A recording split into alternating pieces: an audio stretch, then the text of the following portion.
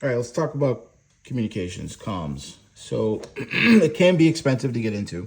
I'm going to show a couple of options that are affordable on the radio side.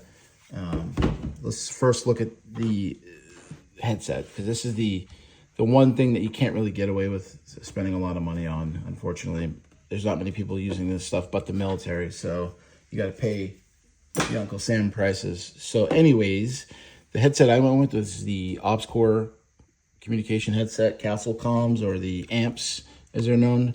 I went with these. They are expensive because I wanted the option to have options. So with the amp headset, you can detach them from your helmet, use them on the headband, reattach them. This model, you can flip the boom mic to left or right. The down lead can also flip left or right. This is a stereo down lead, which means that the audio coming through the radio is going to be dumped into both ears. You can purchase single or mono cables. You can either run one of them or you can run two. And if you run two, you can run two separate radios and have one radio in this ear and one radio in the other ear, and you still get all your amplification, audio amplification. This also has the NMFI, I think it is, which is you push this button, you buy these double plugs, earplugs, you put the plugs in.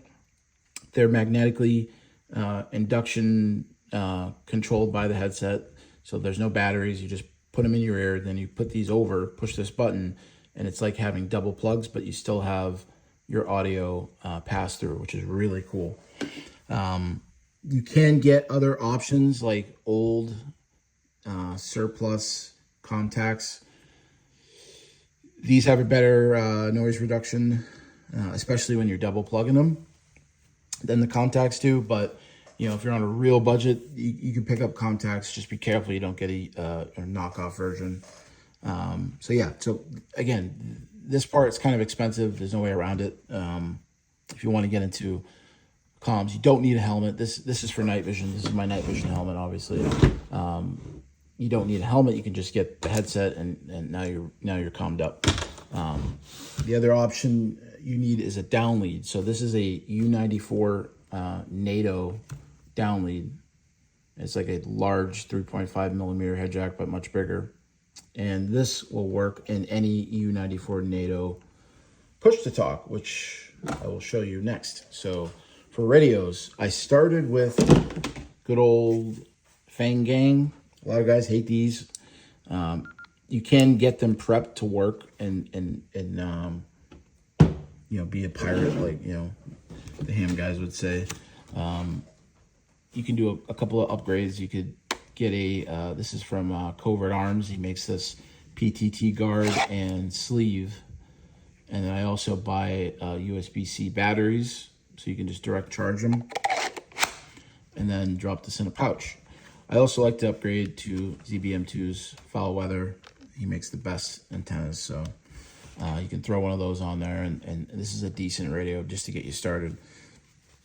The only problem with these is that they have the Kenwood style connector, so your down lead is not going to be permanently attached to the radio. It could fall out, but usually it works fine. If it's shoved in a pouch, it doesn't come out. Another option is the Alliance Redivus radio. This one is, here's that U94 I was talking about, NATO style down lead that plugs into my headset like that.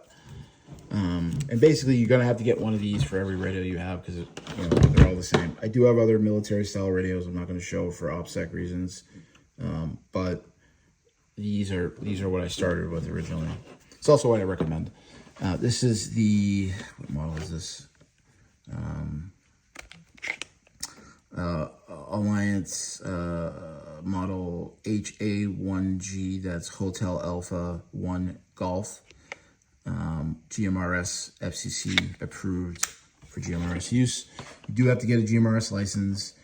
There's no tests. You just fill out the paperwork, and it will cover you and your immediate family for, I think it's 5 or 10 years.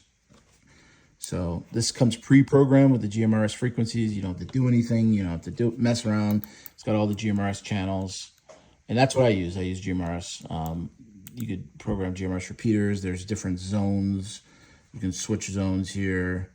I have my local police department. I have some more repeaters. I have more GMRS channels, the upper channels.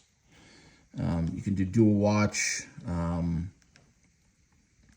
can have scanning. You know, there's a lot of stuff. There's a lock feature. These are also waterproof, so you can actually drop them in a pool, or you know, you're not gonna have any issues with them. So yeah, that's what I would recommend for just getting into some type of communication. I also have my Mesh-tastic. This is my Android EUD running Graphene OS, encrypted phone in the SNS Precision nav board, running ATAC and a few other applications. This is linked to my Mesh-tastic end user device, ruggedized. This is the Just Call Me Coco rework. I sell these, I make them. You can buy them from me at skunkworkstech.com. I'll put that in the description. And basically this is it's running the Mesh-tastic TAC roll. So what that does is it allows me to communicate with my other Mesh-tastic radios without cell reception.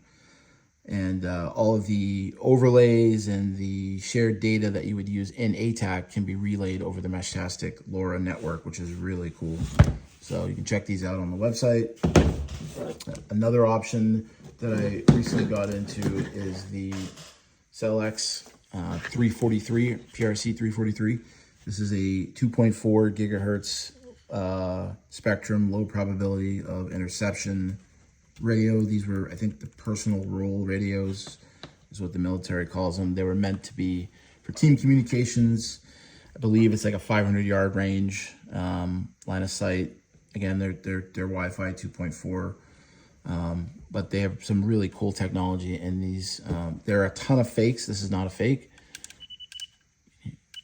They have 16 channels at the ready. There's 256 channels. To get to the other groups, you have to remove this integrated push-to-talk and turn a rheostat, and you get a different block of channels. It's got a nice stubby antenna. It's got an Amphenol style, Fisher style 5-pin connector there. No spec, so yeah, it's good. What's cool about these, if you can find them, they're hard to find, but if you can find them, there's no programming. They all work out of the box. It's like a souped up military blister pack walkie-talkie, basically. But they come with everything you need. They come with batteries. They come with a cheap boom mic, headset, single ear. Everything you need out of the box. They're ready to go. So to me, this is a backup system. I have another push-to-talk, 5-pin push-to-talk for this radio, so that the guys that I shoot with also have these. It's just a backup, you know. But for light duty stuff, it's really cool. Piece of history. You know, military radios are tough to get into. They're hard, usually expensive. These aren't too bad though, but they're just hard to find. But you can find them new in stock, or new old stock rather. So yeah, those are some comms options. If you guys want to see the night vision setup in depth, just let me know. Maybe I'll do a video on it. But yeah, take care.